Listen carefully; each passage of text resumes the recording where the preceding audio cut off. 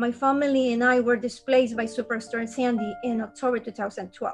Walls were covered with mold, flooring, furniture, and personal belongings were also affected. The home appliance, water heater, furnace were no longer working. We were without power for over 20 days, living from one hotel to another, from short-term rentals to a friend place to another.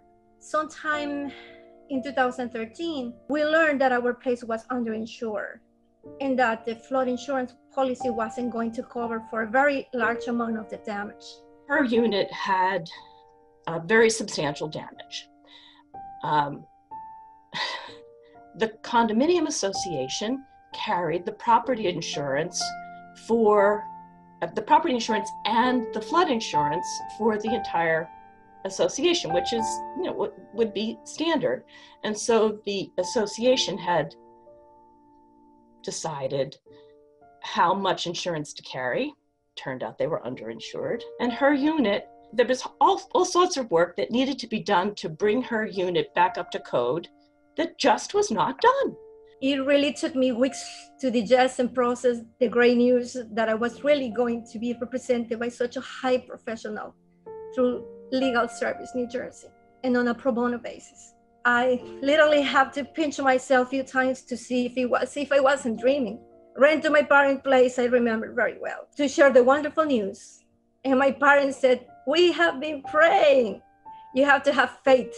I started dealing with her at the very end of 2014. So she was already 2 years out of her house. Characteristic of the beginning, and maybe much of my engagement with Sarita, there would be periods of communication and then long periods of silence, because it turned out she was dealing the whole time with illness on her part and also on the part of her parents who lived with her at the time of Hurricane Sandy.